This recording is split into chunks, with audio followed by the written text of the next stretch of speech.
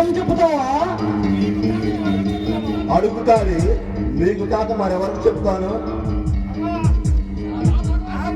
ఆ భగవానుపై నీకు ఎందుకు అంత ప్రాగ అధికారము?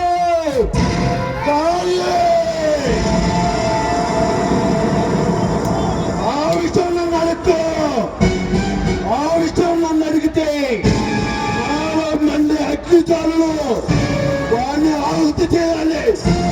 మనసు తాతలాడుతుంది.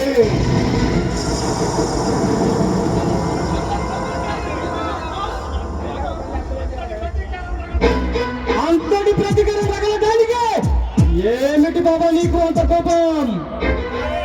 కాళీ కాళీ సమయం వచ్చినప్పుడు నేనే చెప్తాను. అంతవరకు ఆ విషయం గురించి నన్ను ఏది అడగొద్దు.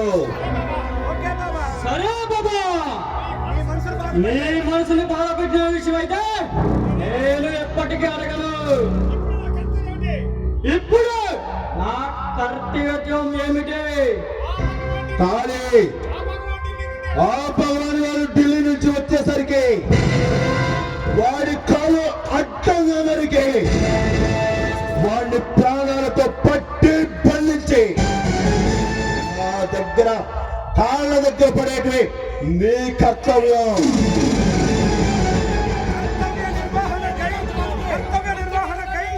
నా కర్తవ్యం నిర్వహించుకో. బయలుదేరుతున్నాను బాబా. పలనాటి బాలచంద్రుడి వారసత్వాన్ని నింపుకొని విత్తంలో అభిమన్యుని అభివృద్ధి పడి తాండ్రు పప్పరాయిలో చెట్టు నరికి విజయపేరి మోగించి జాగ్రత్తగా తిరిగిరా బాబా. నీ ఆశీర్వాదం నాకు చాలా బలం.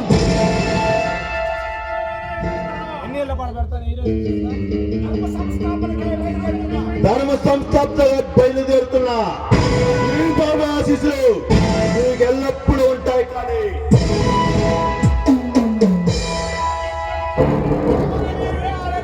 యమకింకుడుగా వెంటాడే వేటాడే పలనాటి బాలచంద్రుడిగా నరసింహరాజు శిరస్సుని ఖండించినట్లుగా ఆ భగవాన్ గారిని ఖండించి నీ పాదాల ముందు వారుస్తాను. కానీ నీ చేతికి గాయమేంటి? బాబా, నేను బ్యాంకు దోపిడీ చేసి వస్తుండగా ఆ ఇన్స్పెక్టర్ పడతున్నాడు, నాకు ఎదురయ్యాడు. వాళ్ళు నిలబడే సమయంలో చిన్న గాయమైంది బాబా, అంతే.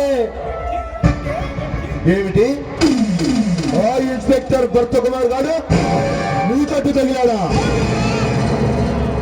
అంతేకాదు బాబా, ఆ ఇన్స్పెక్టర్ పడుతున్నాడు బండిపట్టి రుద్రమనాయుడు ఈగందరి బ్యాంకర్. వాడు సవాలు వేస్తాయని సవాలు ఇస్తున్నారంట.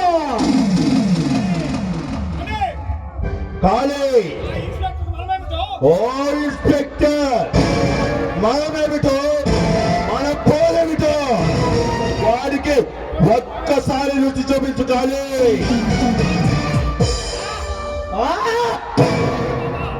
అలాగే బాబా, మనమేమిటో మన పవరేమిటో ఒక్కసారి ఆ ఇన్స్పెక్టర్ పడతాడికి రుచి చూపిస్తాను. కానీ నువ్వు ఒక్కడివే వెళ్ళొద్దు. యుగంధర్ని భయంకర్ని నీకు తోడుగా తీసుకెళ్ళు. అలాగే తీసుకెళ్తాను బాబా.